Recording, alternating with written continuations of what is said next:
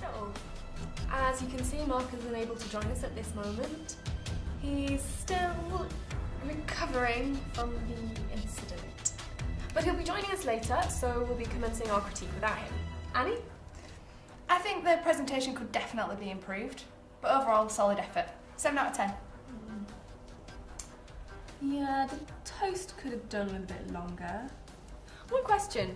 Did you cook the beans in the microwave or on the hob? Microwave. Interesting.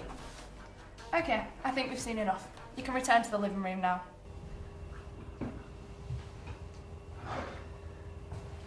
If you were to ask me if this was what I had in mind when I had applied for university, the answer would have been no. If you want the truth, my new flatmates are crazy. It all started when Billy Smith had to move out of halls after somehow managing to infect the whole of A block with a nasty fungal infection. Some say it came from an unwashed fork, others say it started with a 4-year out-of-date jar of Marmite.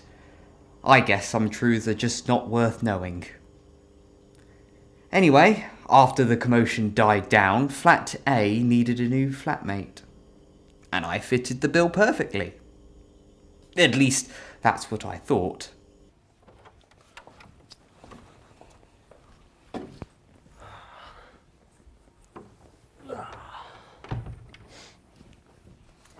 So, Joel, after much deliberation, we've come to the conclusion that your food hygiene, safety and preparation standards meet our requirements. I wasn't kidding when I said my flatmates were crazy.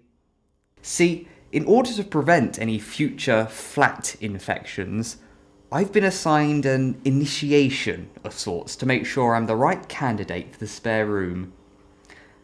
I'm currently being told my results for Task 1, beans on toast. And I don't think I've ever been this stressed over a meal in my life. Yeah, we're fairly certain we won't catch typhoid after sharing a flat meal together. Oh great, that is good news. Good news indeed. It means you're one step closer to being part of this flat. Alright, so what's next? Well, that's task 1 completed, so now we're on to task 2. Ready, steady, clean. What do I have to do? Well, ever since you-know-who left the premises, the staff here have been pretty meticulous about the levels of hygiene in the halls. Yeah, they make us brush our teeth 5 times a day. And we're not even allowed to light candles in fear that they'll contaminate the airwaves. So basically, you need to prove to us that you can cope under the pressure of having this place nice and clean.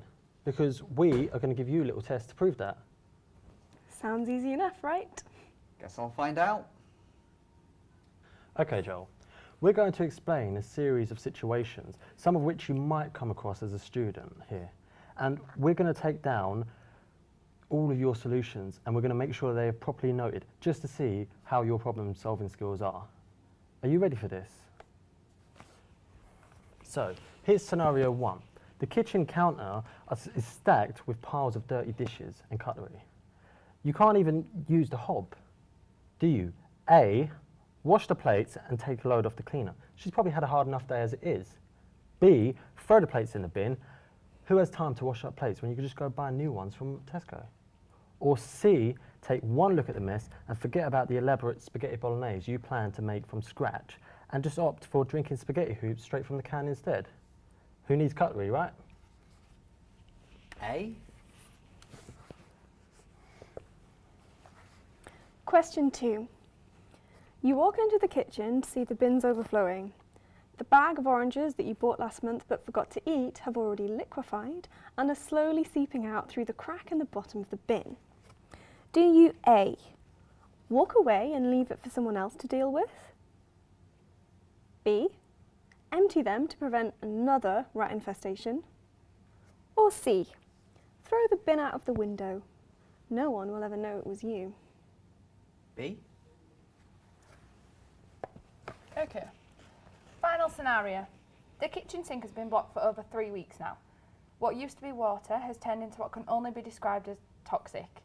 While salvaging what little cutlery you have left, you accidentally drop a fork into the watery abyss. Do you A, reach in and grab it out? The smell will wash off eventually. B, say goodbye to it now. It'll have disintegrated by the end of the week. Or C, be really heroic and unscrew the pipes to unblock it, allowing everyone else in the flat to use the sink again. They'll be forever grateful. Guess I'm going to go with C. So how'd I do?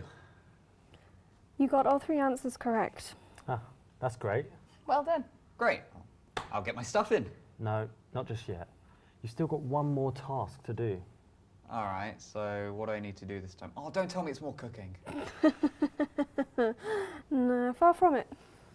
We're just going to go and get a few things ready for you. Okay.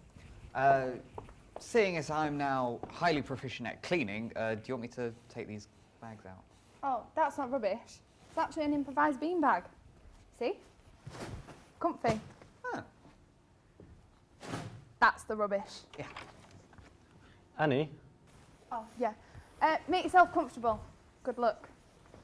Thanks.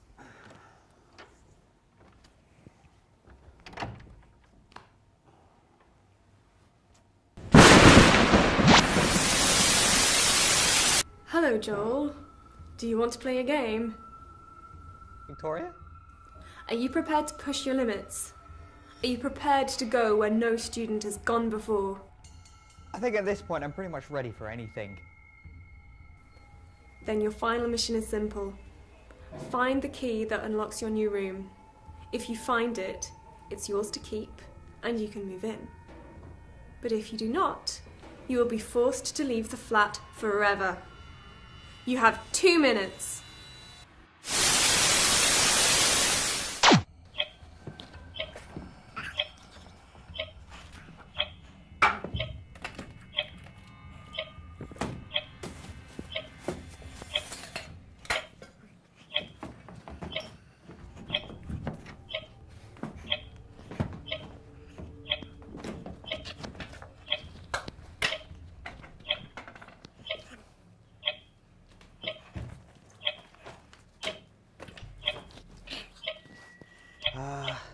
Push me to my limits.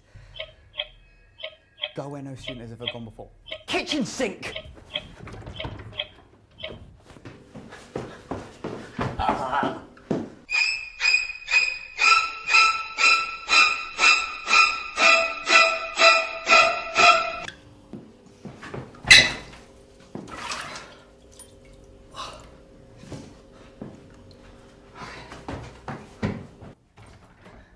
Found it! Found the key, and in under 2 minutes. Thank God. I ain't been able to do my washing up for about a week thanks to that sink. we can finally use the tap again. Thanks, dude. Aren't you going to show me where my new room is? Yeah, it's down the hall.